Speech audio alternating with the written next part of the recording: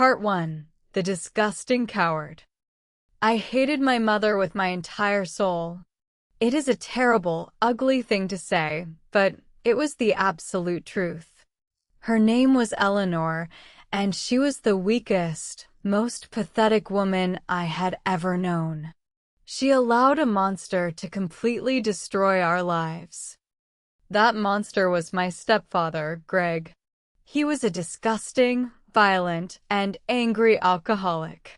He drank cheap, horrible whiskey every single night. When he was drunk, his eyes turned completely black, and his heavy fists became dangerous weapons. He used those weapons on my mother constantly.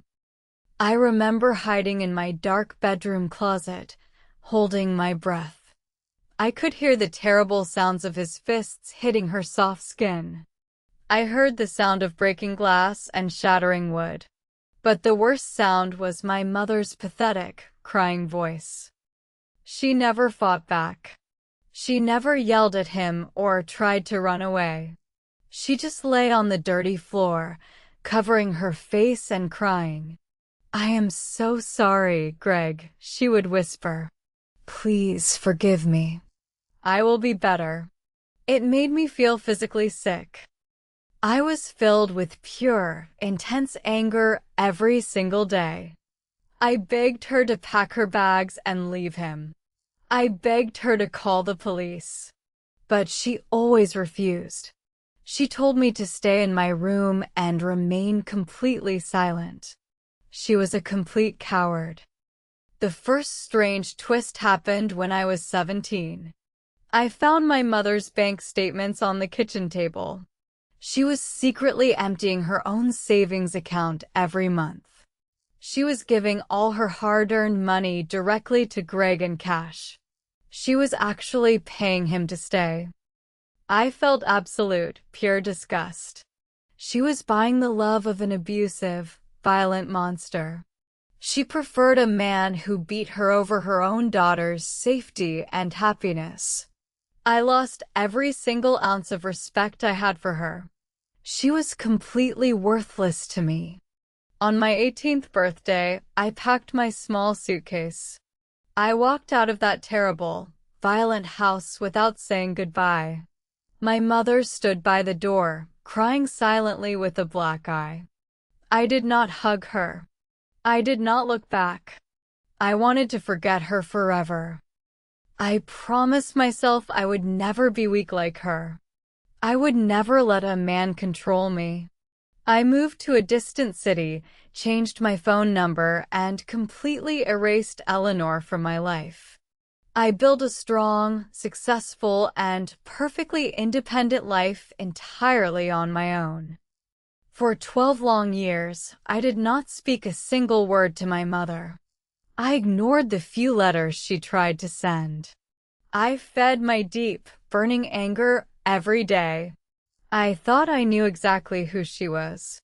I did not know I was completely, horribly wrong. Part 2. The Final Blow. 12 years passed quickly.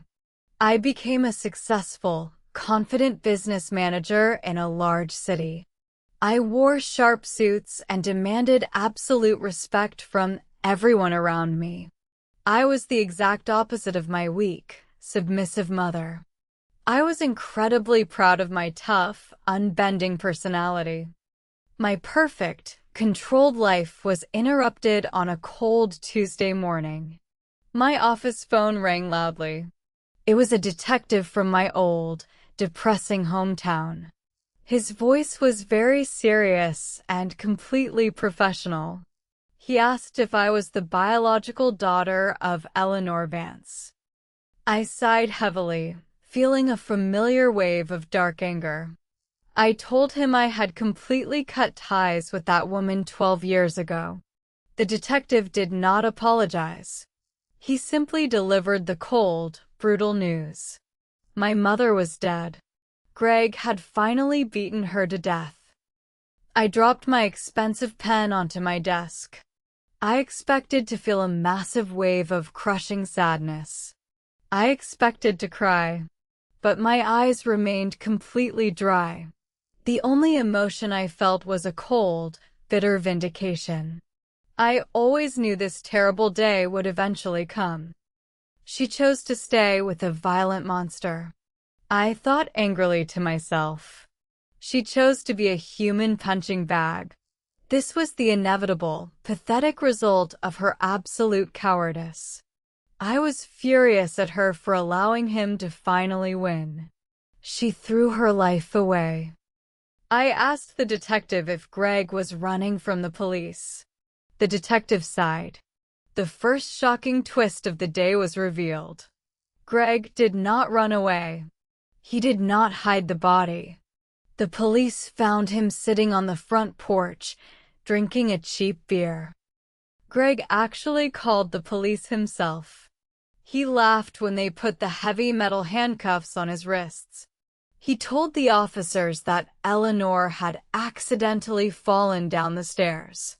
He looked completely relaxed, confident that he would easily get away with the terrible murder. The absolute arrogance of that monster made my blood boil. He had tortured her for 12 years, and now he thought he could just walk away. I felt a sudden, intense desire to see him rot in a dark prison cell. I wanted him to suffer endlessly. The detective told me I needed to return to the town to claim her body. He also mentioned that a local lawyer was trying to contact me regarding her final will. I laughed bitterly. What could that pathetic woman possibly leave behind? A pile of broken dishes? I packed a small bag and drove back to the town I hated.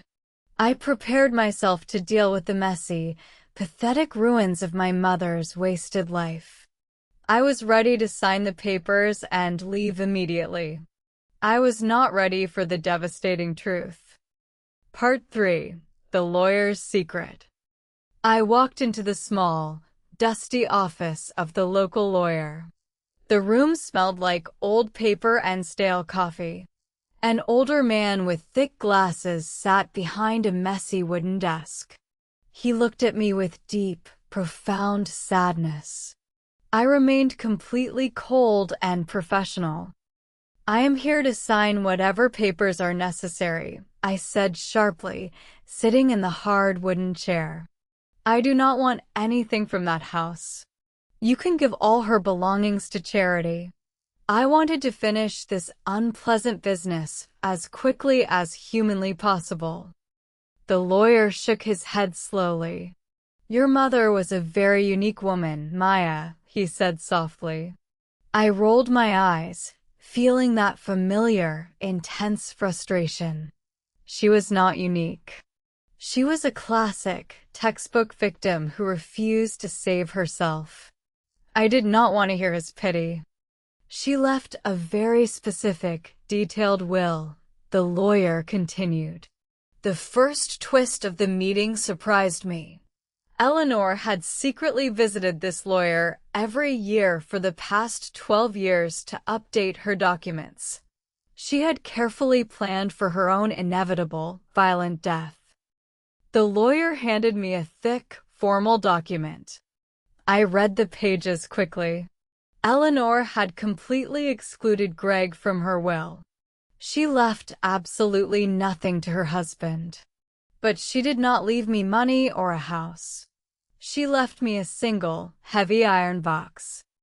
The lawyer reached under his desk and placed a small, dark metal box in front of me. It was locked with a heavy brass padlock.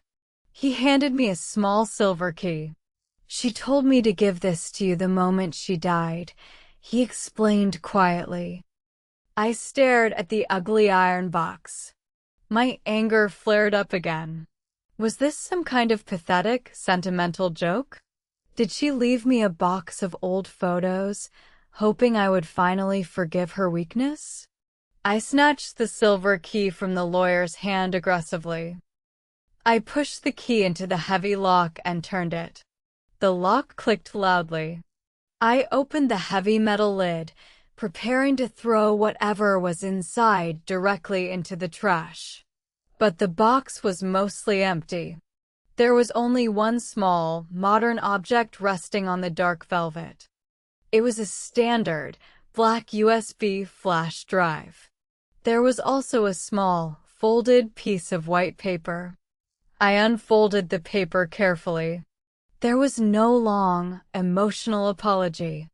There was no tearful goodbye. There was only a single date written in bright red ink. The date was exactly 12 years ago. It was the exact day I packed my bags and ran away from home. My heart skipped a strange, nervous beat. Why would she leave me a USB drive and the date of my angry departure? The mystery was deeply frustrating. Part 4. The Phantom Memory. I left the dusty lawyer's office and drove to a cheap, quiet motel. I sat on the edge of the uncomfortable bed, staring at the black USB drive. My anger was slowly being replaced by a strange, creeping anxiety. I opened my laptop with shaking, nervous hands. I pushed the USB drive into the port. A single video file appeared on the bright screen. The file name was simply the date my mother had written on the note. I took a deep breath, expecting to see a hidden video of Greg beating her. I thought she had finally gathered evidence against him. I thought she left me the proof to ensure he went to prison for her murder. I clicked the play button, ready to watch my pathetic mother suffer one last time. But the video was completely different. The second twist hit me immediately. The footage was not recorded inside our dark, violent house. The video was black and white, grainy, and silent. It was obviously recorded by a hidden security camera. I recognized the location instantly.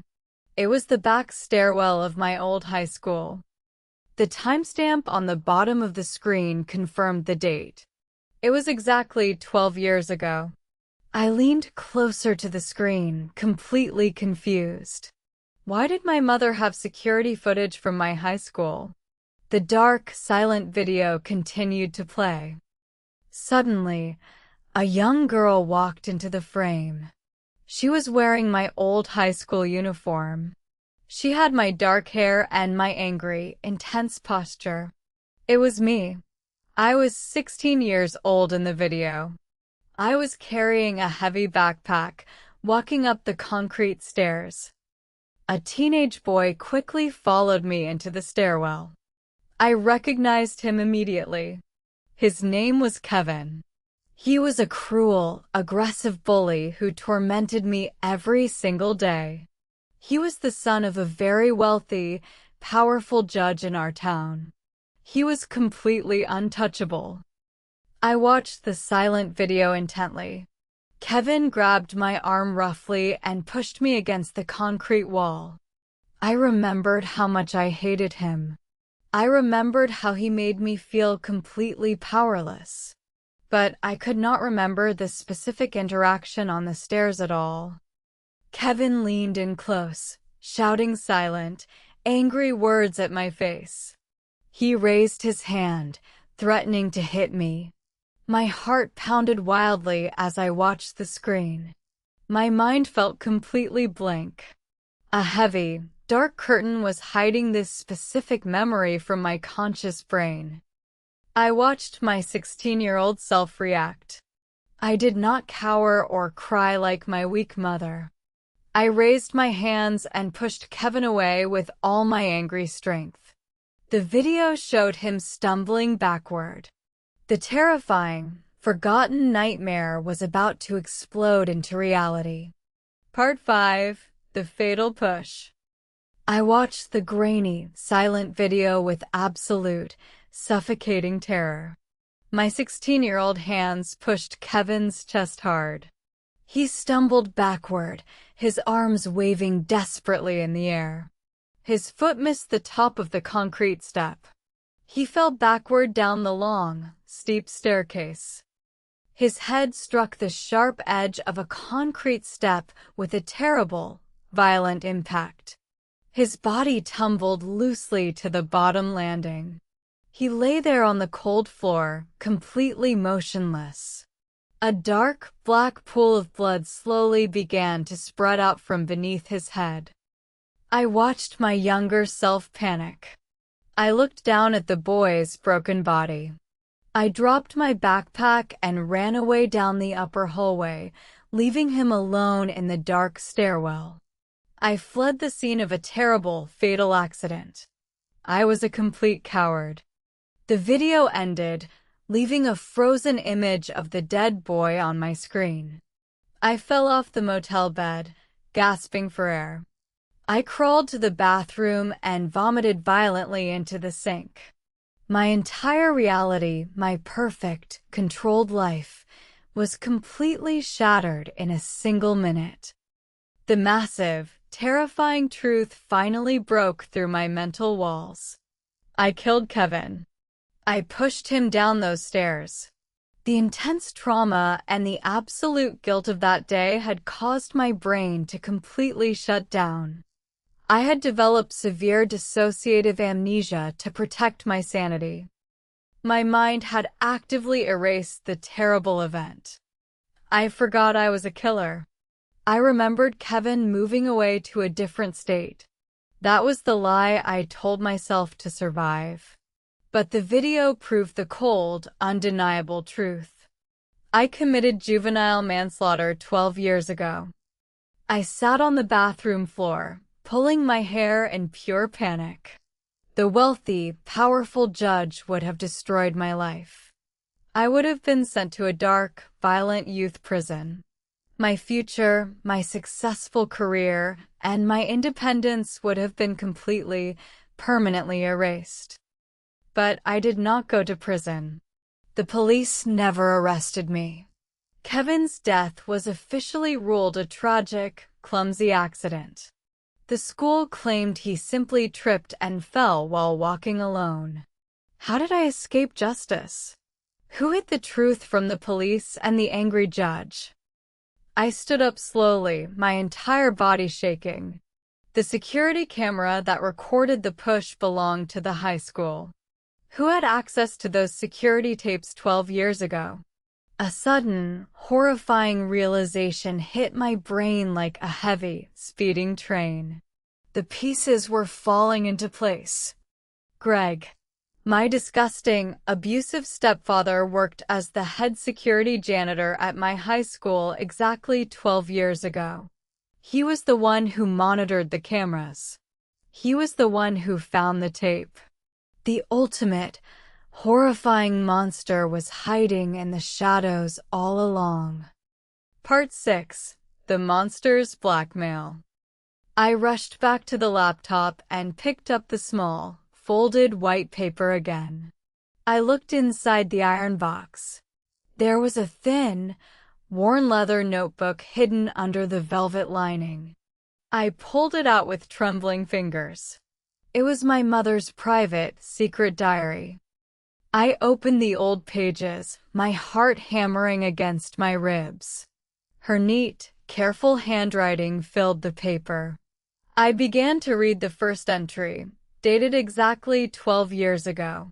The massive, super twist exploded in my mind, destroying every single thing I thought I knew about her. Greg showed me the video today, Eleanor wrote, her words stained with dried tears. He showed me my beautiful Maya pushing the judge's son. He told me the boy is dead. He has the only copy of the security tape. He knows I will do anything to protect her. My mother did not stay with Greg because she was weak. She did not stay because she was a pathetic coward who loved an abusive man. She stayed because Greg created the ultimate, inescapable trap. He used my terrible, violent crime as a brutal weapon against her. Greg made his demands. The diary continued. He said he will give the tape to the police and the angry judge unless I agree to marry him. He demands complete control over my bank accounts. He demands that I serve him perfectly. If I leave, Maya goes to prison. The absolute horror of the situation paralyzed my lungs. Greg was not a wealthy man. He was a poor, pathetic parasite. He wanted a slave, a punching bag, and a free source of income. He used my fatal mistake to legally kidnap my mother and force her into hell. She emptied her bank accounts every month to pay his gambling debts. She allowed him to beat her violently every single night. She accepted my intense, burning hatred and my cruel insults. She absorbed all my anger, knowing she could never tell me the truth without destroying my mind. She acted like a weak, pathetic victim so I would feel strong. She intentionally pushed me away. She let me pack my bags and run away from home at 18, knowing I hated her. She wanted me to leave the house so I would be safe from his violence. I had spent 12 years cursing the name of a woman who was enduring daily, agonizing torture entirely for my sake. I hated her for being weak, while she was quietly displaying the most massive, unimaginable strength a mother could ever possess. She was a true silent martyr. I threw the diary against the wall and screamed. I screamed until my throat was raw and bleeding. The guilt was a heavy, suffocating ocean. I was not the strong, independent woman I thought I was. My entire beautiful life was built completely on my mother's endless, bloody suffering. Part 7. The Clock of Agony. I picked up the diary from the floor, my eyes completely blinded by heavy tears. I needed to understand why she endured the violent torture for exactly 12 years. Why did she wait so long? Why did the horror have to end in her brutal, tragic murder? I read through the painful, daily entries. Every page documented the broken bones, the black eyes, and the cruel insults she suffered in absolute silence. But she never complained. She only wrote about how proud she was of my promotions and my successful, independent life in the city. Then I reached the entries from the final year. Her tone shifted from sad acceptance to a cold, calculating determination. The second massive twist slowly revealed itself in her neat handwriting. My mother was not just a silent victim. She was a brilliant, incredibly patient tactician. I spoke to the secret lawyer again today, Eleanor wrote 6 months ago. I asked him to verify the specific legal codes. He confirmed it. The statute of limitations for juvenile manslaughter in this state is exactly 12 years. After 12 years, the prosecution is permanently blocked. My mind spun wildly. The statute of limitations. That was the magic, invisible clock she was watching. If a juvenile commits a crime, the state only has 12 years to file formal charges. After that exact date passes, the criminal can never be prosecuted, no matter what evidence appears. My mother did not endure the beatings randomly. She was serving a precise, grueling 12-year sentence to run out the legal clock. She stayed with the monster day after day, year after year, waiting for the exact moment my freedom became legally, permanently guaranteed. She marked the calendar. She counted every single day of pain. She knew that if she left him on year 5 or year 10, Greg would release the tape and destroy my life.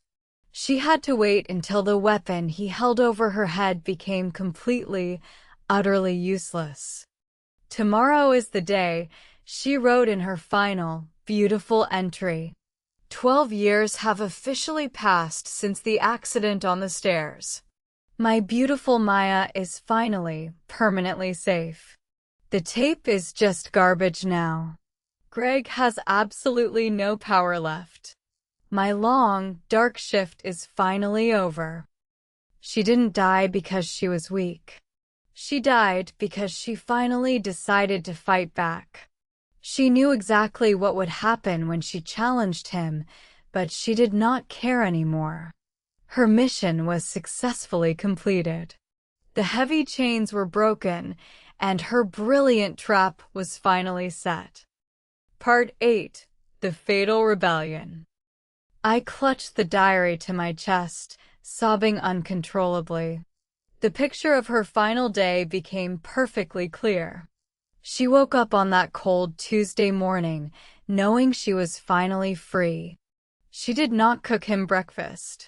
She did not cower in the corner. She walked into town with her head held high.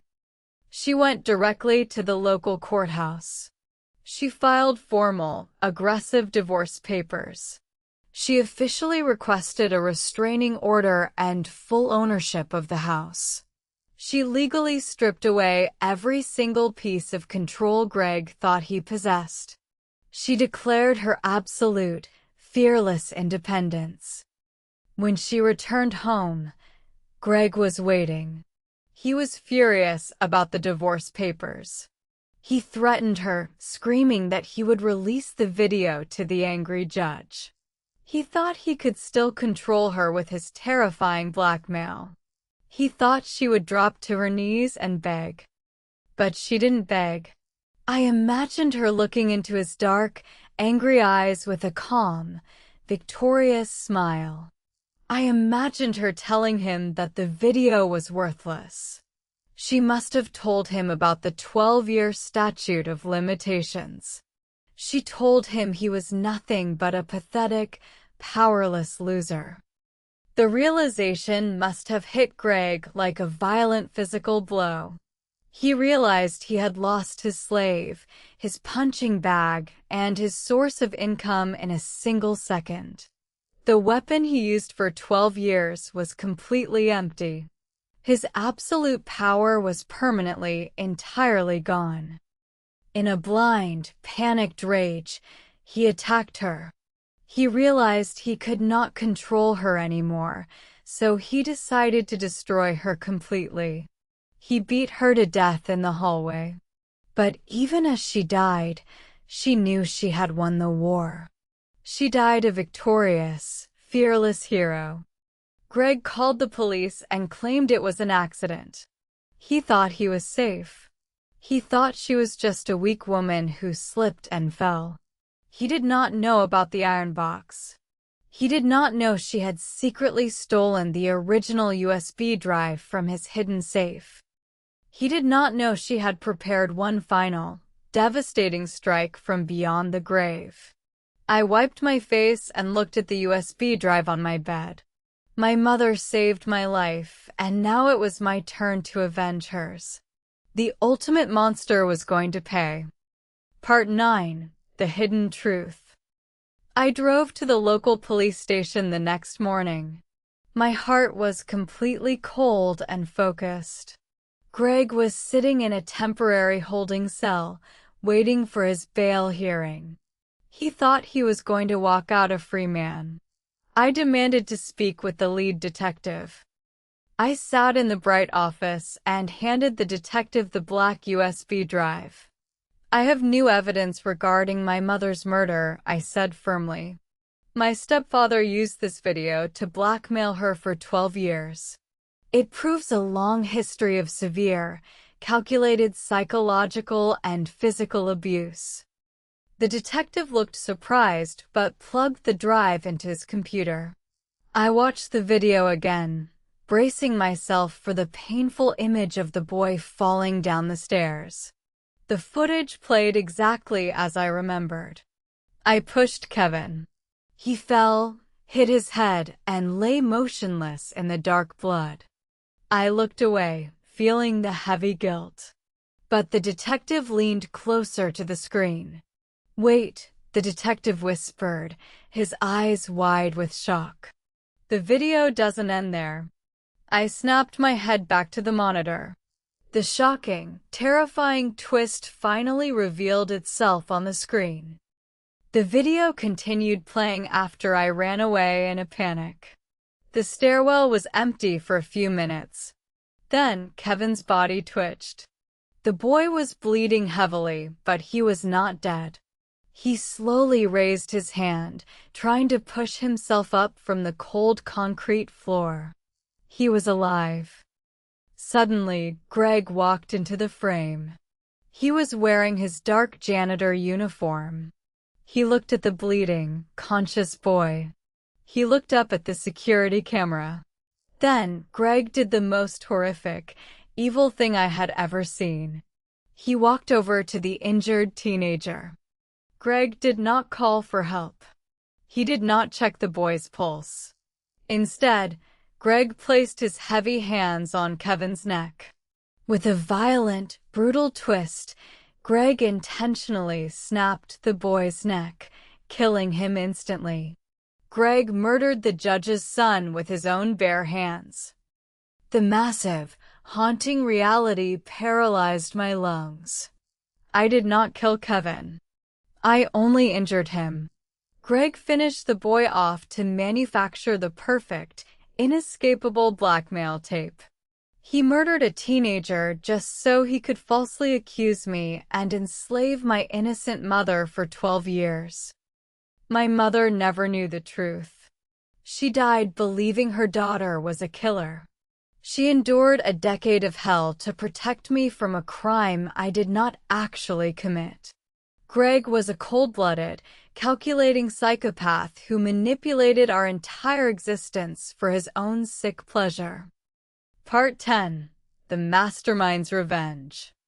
The detective stared at the screen, completely horrified by the brutal murder. The original police investigation 12 years ago concluded that Kevin died from the fall. They never suspected foul play. Greg had successfully hidden his terrible crime in plain sight. But my mother's brilliant trap finally exposed him. The detective immediately called for backup. They marched down to the holding cells. I followed them closely. Greg was sitting on his bed, looking bored and arrogant. When he saw the detective holding the laptop, his confident smile completely vanished. His face turned perfectly, terrifyingly pale. "Greg," the detective said coldly, his hand on his weapon. "You are officially under arrest for the premeditated, first-degree murder of Kevin Davis. And for the brutal murder of Eleanor Vance."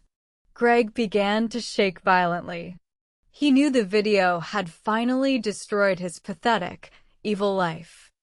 He screamed and begged as they put heavy iron chains on his wrists and ankles. The arrogant abuser was reduced to a crying, terrified coward in seconds. I stood in front of his cell, looking into his panicked eyes. I did not yell or curse at him. I just smiled perfectly. "She beat you, Greg," I whispered softly. "She was 10 times stronger than you ever were. And she destroyed you from the grave." He screamed in frustration as they dragged him away to a maximum security prison. He would face the death penalty for murdering the judge's son.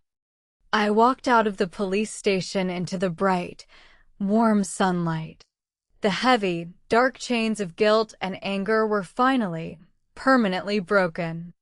I was completely innocent. My mother's immense, silent sacrifice was the most beautiful, powerful act of love in the history of the world.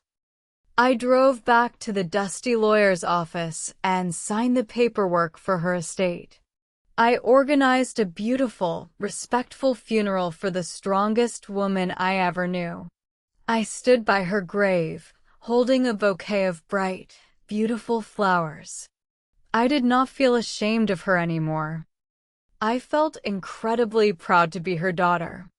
I promised to live the rest of my life honoring her fearless, tactical brilliance. She played a horrific game of chess with the devil for 12 years, and she sacrificed her own king to ensure my ultimate victory.